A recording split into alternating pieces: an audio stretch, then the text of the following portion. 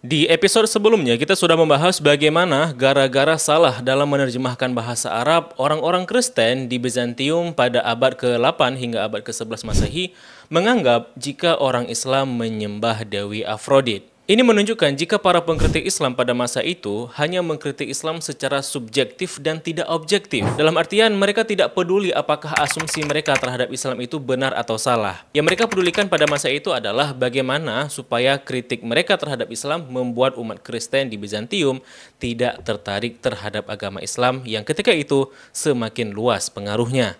Nah, buat yang belum menonton episode sebelumnya, sangat disarankan untuk menyimaknya ya. Klik link yang ada di bawah video ini. Nah, blunder itu teman-teman bertahan hingga 300 tahun lamanya, dari abad ke-8 hingga abad ke-11 Masehi. Nah, bagaimana di abad berikutnya? Di abad ke-12, ternyata teman-teman di abad berikutnya mereka malah mengira jika Allah, Tuhan yang disembah oleh orang Islam itu berbentuk bola padat. Gara-gara salah dalam menerjemahkan ayat Al-Quran ke dalam bahasa Yunani. Nah, bagaimana pembahasannya? Sebelum kita bahas lebih lanjut, izinkan saya untuk mengucapkan terima kasih dahulu buat penonton kami yang sudah mendukung channel ini secara moral dan materi via website kitabisa.com. Saya ucapkan terima kasih atas antusiasnya dan apresiasinya. Semoga dukungan teman-teman diganti dengan yang lebih baik lagi, serta semoga dengan dukungan tersebut dapat mempercepat perkembangan channel ini. Buat yang mau ikut berpartisipasi, teman-teman dapat mengklik link kampanye kami di website kitabisa.com di kolom deskripsi video maupun di kolom komentar tersemat di bawah video ini. Pada abad ke-12, ketika Kristen Bizantium tengah membendung pengaruh Kesultanan Turki Seljuk, banyak di antara mereka yang masuk Islam dan banyak juga orang Islam yang berpindah ke Kristen. Sehingga pada tahun 1180, Patriark Gereja Ortodok Yunani Konstantinopel, Theodosius I Boradiotes, itu mengharuskan seorang Muslim yang ingin masuk Kristen untuk mengucapkan beberapa anatema dalam sebuah ritual yang disebut abjurasi. Nah, anatema itu teman-teman sebutan untuk sebuah kalimat persaksian yang isinya itu berupa kutukan terhadap agama Islam dan kutukan terhadap Allah. Gunanya untuk menegaskan jika mereka itu benar-benar meninggalkan Islam dan membenci agama sebelumnya. Nah, ritual di mana kalimat anatema ini diucapkan disebut sebagai ritual abjurasi, seperti itu ya. Menariknya teman-teman, salah satu dari 22 kalimat anatemanya itu adalah mengutuk Tuhan Islam yang disebut berbentuk bola padat. Nah, ini nih dia nih. Kalimatnya seperti ini teman-teman, dan diterjemahkan secara literalnya sebagai berikut. Dan di samping semua itu, saya mengutuk Tuhan Muhammad tentang sosok yang dia katakan sebagai berikut. Theosis, yang artinya dia adalah Tuhan yang satu, Theos Holos Pyros, di mana secara harfiah artinya Allah yang berbentuk bola padat. Ok egenisen ove egeniti, yang artinya dia tidak melahirkan siapapun, juga tidak dilahirkan. Ove egenito homoisaftotis, dan dia tidak ada orang yang sebanding dengannya. Dengan mengutuk dan melepaskan semua yang saya nyatakan, termasuk Muhammad dan Tuhan bola padatnya, saya berpihak pada Kristus, satu-satunya Tuhan yang benar. Sekilas kalimat ini mirip arti dari surat Al-Ikhlas ya. Dan benar saja teman-teman, ini merupakan terjemahan surat Al-Ikhlas versi bahasa Yunani seperti itu. Nah, surat ini dikutip karena surat Al-Ikhlas itu oleh mereka dianggap sebagai surat yang paling tegas menyangkali doktrin agama Kristen. Namun bisa kita lihat di sini akibat dari salah dalam menerjemahkan bahasa Arab, sehingga kata as-samad dalam surah Al-Ikhlas itu diartikan sebagai holospiros. Nah, kata holospiros sendiri itu secara harfiah artinya sesuatu yang dipadatkan berulang kali dengan palu. Nah, pada mulanya teman-teman, kesilapan penerjemahan ini bermula dari abad ke-9 Masehi, ketika kata as-samad itu diterjemahkan dengan istilah spiropektos, yang artinya yang dipalu bersama-sama. Terjemahan as-samad menjadi spiropektos ini dilakukan oleh Tawadros atau Theodor Abu Qurrah, seorang uskup dari Haran yang juga pengkritik Islam di abad ke-9 Masehi, yakni dalam karyanya yang berjudul Opusculum. Nah, spiropektos dan holospiros itu merupakan dua kata yang bersinonim, yang maknanya sama seperti itu, yakni yang memadat karena dipalu berulang kali. Namun teman-teman, pada abad ke-12, Niketas dari Bizantium, yakni seorang pengkritik Islam juga, dia kemudian salah memahami istilah holospiros ini, dan malah menggantikannya dengan istilah holospairos. Nah, masalahnya holospairos dan holospiros itu tidaklah sinonim, tidaklah sama maknanya. Holospiros sendiri artinya bundar atau bulat seperti itu. Akan tetapi di sini, Niketas dari Bizantium malah percaya dua istilah ini maknanya sama, sama-sama sinonim menurutnya. Sehingga dalam karyanya yang berjudul Confutatio yang mengkritik Islam, ia mengklaim jika Tuhannya Nabi Muhammad adalah Tuhan yang berbentuk holospairos, bola padat seperti itu. Dari sinilah kemudian orang-orang Bizantium mengira jika Allah, Tuhannya orang Islam, itu berbentuk bola padat. Nah, dengan mengutip tulisan Niketas Niketas dari Bizantium ini, seorang biarawan yang bernama Euthymios Xigabenos dalam karyanya yang mengkritik Islam berjudul Panoplia Dogmatica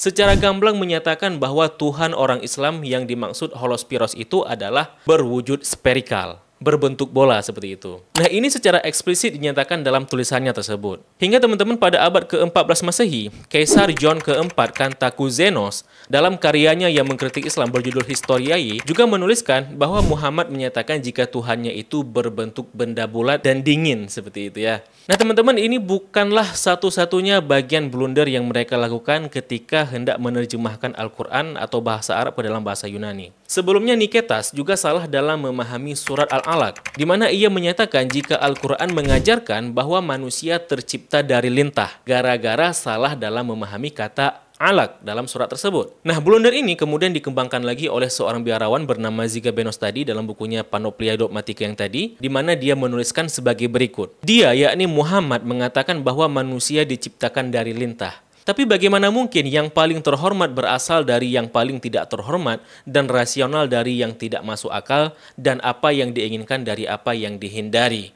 Nah, di sini teman-teman, Xigabenos menggugat Nabi Muhammad karena menurutnya Al-Quran menyatakan manusia tercipta dari lintah yang tanpa ia sadari jika sebenarnya dia sendiri yang salah dalam menerjemahkan bahasa Arab dalam ayat tersebut. Nah, Profesor Sidney Griffin menyatakan bahwa inilah contoh dari blunder dalam memahami bahasa Arabnya Al-Quran. Ia kemudian menjelaskan bahwa kata dalam bahasa Arab itu memiliki ragam variasi makna dari sebuah kata. Seperti kata alaq di sini, itu dapat diartikan lintah, dapat diartikan darah beku, atau sel kuman seperti itu. Dan katanya lagi, diperlukan orang yang berpengetahuan luas untuk memahami maksud dari penggunaan makna kata dalam Al-Quran. Itulah sebabnya teman-teman, sebuah kata dalam bahasa Arab tidak bisa dipahami secara mentah begitu saja. Jika tidak, itu akan menjadi blunder.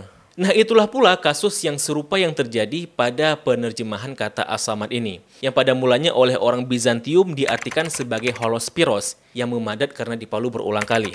Nah, hal itu karena As-Samad ini memang memiliki banyak makna, teman-teman. Tergantung ia digunakan pada kondisi kalimat yang bagaimana. Dan memang kata As-Samad ini secara harfiah bisa berarti memukul, mengukuhkan sesuatu, atau memadatkan sesuatu seperti itu. Seperti pada kalimat samadahu bil asa samdan wa samalahu. Ia memukulnya dengan tongkat sampai kukuh dan kaku seperti itu. Akan tetapi teman-teman, makna yang demikian tidaklah cocok diartikan pada ayat terkait, pada konteks ayatnya, pada konteks redaksi ayatnya. Sehingga digunakanlah variasi makna yang lain, di mana As-Samad sendiri bisa diartikan al-qasdu, yakni tujuan.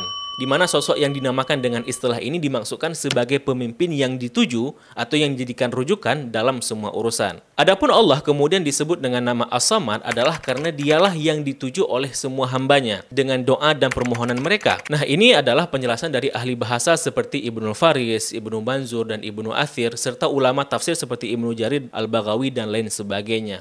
Makanya teman-teman, Allahus Samad dalam surat Al-Ikhlas ini diterjemahkan sebagai tempat meminta segala sesuatu. Allah sebagai tempat meminta segala sesuatu. Karena sekali lagi, bahasa Indonesia tidak mampu mengekspresikan makna yang sebenarnya dari kata ini. Ya, setidaknya inilah ungkapan yang paling mendekati seperti itu. Nah, contoh lain teman-teman seperti kata farji dalam Al-Quran. Di mana kata faraj ini dipahami artinya sebagai kemaluan wanita. Sehingga karena pemahaman makna kosakata yang sempit seperti itu, mereka kemudian menyimpulkan bahwa semua kata farji itu artinya kemaluan wanita. Hingga ketika mereka menemukan kata-kata dalam Al-Quran, kemudian mereka menyimpulkan jika Al-Quran menggunakan bahasa yang kotor, yang diakibatkan karena blunder dan sempitnya wawasan mereka terhadap pemahaman teks, terhadap pemahaman sebuah kosakata. Sebenarnya kalau mau usaha, ya riset sedikit aja seperti itu, kita tidak akan terjerumus pada blunder yang sama. Nah, kalau kita baca kitab Mufradat fi Gharibil Quran yang dalam terjemahan bahasa Indonesia berjudul Kamus Al-Quran seperti itu, Raghib Asfahani menjelaskan bahwa kata farji itu secara bahasa artinya belahan atau retakan antara dua benda. Nah, retakan yang ada pada dinding itu dalam bahasa Arab disebut dengan istilah furjatul haiti. Jadi kalimat furjatul haiti itu bukan artinya bukan tembok kemaluan wanita seperti itu. Walaupun menggunakan kata farji, akan tetapi maknanya retakan tembok. Begitu juga dalam Al-Quran, dalam surat Qaf ayat 6 yang berbunyi وَمَا لَهَا مِنْ فُرُوجٍ. Itu artinya bukan dan langit itu tidak memiliki kemaluan wanita.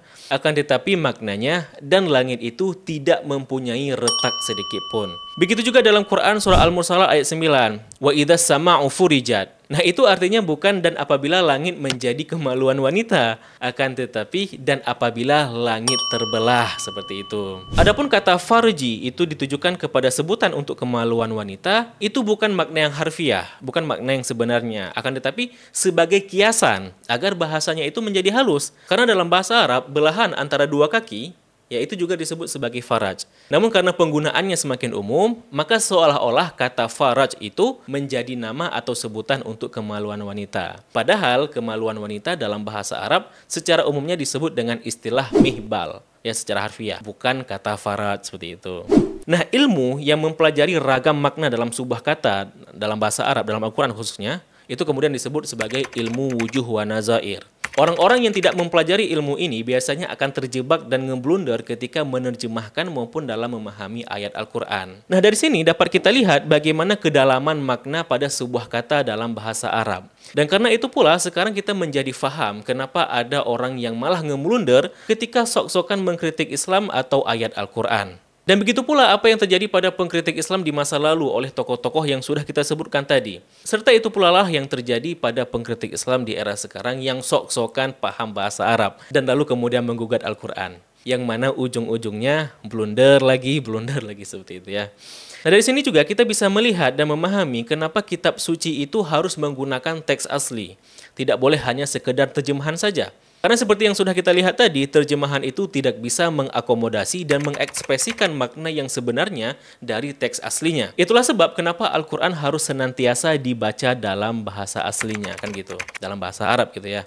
Nah, jadi kalau teman-teman sudah menonton part sebelumnya di mana orang Kristen Bizantium dari abad ke-8 hingga abad ke-11 mengira bahwa umat Islam itu menyembah Dewi Afrodit gara-gara blunder salah menerjemahkan teks bahasa Arab, ternyata di masa yang sama pula hingga abad ke-14 setidaknya, mereka juga menciptakan blunder lainnya, di mana mereka menganggap jika Allah itu berbentuk bola padat gara-gara salah dalam menerjemahkan ayat Al-Quran. Nah, selama masa itulah mereka hanyut dalam kegalauan. Di satu sisi mereka galau apakah Allah itu dan Dewi Afrodit itu satu pribadi yang sama, dan di sisi yang lain mereka juga galau apakah Allah itu berbentuk bola padat atau berbentuk patung seperti itu. Mereka kebingungan untuk memastikan umat Islam ini menyembah yang mana seperti itu ya. Namun mungkin karena dikira kesilapan ini bisa mempengaruhi orang-orang di kawasan Bizantium untuk menjauhi Islam, sepertinya itulah sebab mereka tidak peduli apakah pernyataan mereka itu blunder atau tidak. Dari sini pula dapat kita pahami bahwa catatan-catatan sejarah klasik itu tidak sepenuhnya benar dan objektif menceritakan kondisi di masanya, yang membuat kita tidak bisa secara mentah menjadikan catatan klasik dan catatan kuno itu sebagai sumber kebenaran. Makanya dalam Islam itu ada yang namanya ilmu kritik riwayat, untuk memastikan apakah catatan dan riwayat-riwayat klasik itu dapat diterima atau tidak dengan berbagai indikatornya, seperti itu ya. Nah teman-teman, setelah itu gimana pada abad berikutnya? Apakah mereka sudah benar-benar menemukan kebenaran tentang siapa yang disembah orang Islam? Ya, sangat disayangkan jawabannya tidak teman-teman. Bahkan di era berikutnya klaimnya makin ngeblunder, makin bobrok lagi. Mereka malah mengira orang Islam itu menyembah Nabi Muhammad bersamaan dengan yang mereka sebut Termagan dan Apollyon. Nah, berhubung karena faktor durasi gitu ya, mungkin akan kita bahas di episode yang akan datang ya, insya Allah seperti itu. Nah, bagaimana pendapat teman-teman tentang topik kali ini? Coba tulis di kolom komentar di bawah ini, dan klik tombol like jika bermanfaat, dan klik tombol share biar banyak yang lebih tahu, biar banyak tahu. Serta klik subscribe juga tombol loncengnya untuk mendapatkan updatean video berikutnya. Serta kalau channel inilah Edukun Secara Material, teman-teman dapat klik link kitabisa.com di kolom deskripsi video maupun di kolom komentar tersemat di bawah video ini. Terima kasih telah menyaksikan. Mohon maaf apabila ada kesilapan dan kesalahan. Sampai jumpa di episode berikutnya. Saya Zulfan Abdillah mohon diri. Billahi taufiq wal hidayah. Wassalamualaikum warahmatullahi wabarakatuh. Salam damai.